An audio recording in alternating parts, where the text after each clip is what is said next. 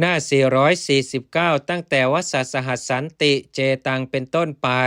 แต่คำว่าพันปีนั้นพระองค์ตรัสด้วยอำนาจพระขีณาสพพูดถึงความแตกฉานในปฏิสัมภิทาเท่านั้นแต่เมื่อจะตั้งอยู่ยิ่งกว่าพันปีนั้นบ้างจากตั้งอยู่สิ้นพันปีด้วยอำนาจพระขีณาสพสุขาวิปัสสกาจากตั้งอยู่สิ้นพันปีด้วยอำนาจแห่งพระอนาคามีจากตั้งอยู่สิ้นพันปีด้วยอำนาจแห่งพระสกทาคามีจากตั้งอยู่สิ้นพันปีด้วยอำนาจพระโสดาบันรวมความว่าปฏิเวทสัตธรรมจากตั้งอยู่ตลอด 5,000 ปีด้วยประการฉนี้ฝ่ายพระปริยัติธรรมจากตั้งอยู่เช่นนั้นเหมือนกัน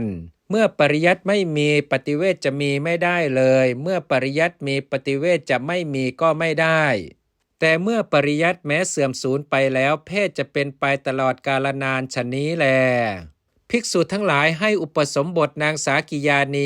500ทำให้เป็นสัทธิวิหารินีของพระนางมหาประชาบดีโคตมีโดยพระอนุญาตนี้ว่าภิกษุทั้งหลายเราอนุญาตให้ภิกษุทั้งหลายอุปสมบทนางภิกษุณีนางสากิยานีแม้ทั้งปวงเหล่านั้นได้เป็นผู้ชื่อว่าอุปสมบทแล้วพร้อมกันด้วยประการฉนี้พระนางโคตมีบรรลุพระอรหันต์ด้วยพระโอวาทนี้ว่าเยโขตวังโคตมิเป็นอาทิข้อว่ากัมมังนกริยติมีความว่าภิกษุทั้งหลายไม่ทำกรรมทั้ง7อย่างมีตัชนียกรรมเป็นอาทิบทว่าขมาเป็นติมีความว่าภิกษุเหล่านี้ย่อมขอโทษว่า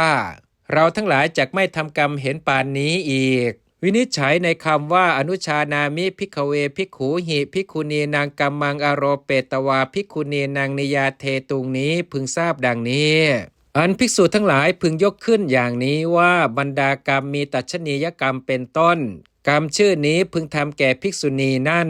แล้วพึงมอบหมายว่าบัดนี้ท่านทั้งหลายนั่นแลจงทำกรรมนั้นก็ถ้าว่าภิกษุณีทั้งหลายทำกรรมอื่นในเมื่อกรรมอื่นอันภิกษุยกขึ้นแล้วเธอทั้งหลายย่อมถึงความเป็นผู้อันสมควรปรับโทษตามในที่กล่าวแล้วในบาลีนี้ว่าทำนิยสกรรมแต่บุคคลผู้ควรแก่ตัชนียกรรมทีเดียววินิจฉัยในคำว่ากัตถโมทเกนะนี้พึงทราบดังนี้เป็นทุกกฎแก่ภิกษุผู้รดด้วยน้ำโคลนอย่างเดียวเท่านั้นหามิได้เมื่อรดแม้ด้วยน้ำใสน้ำย้อมและตมเป็นต้นอย่างใดอย่างหนึ่งก็เป็นทุกกฎเหมือนกัน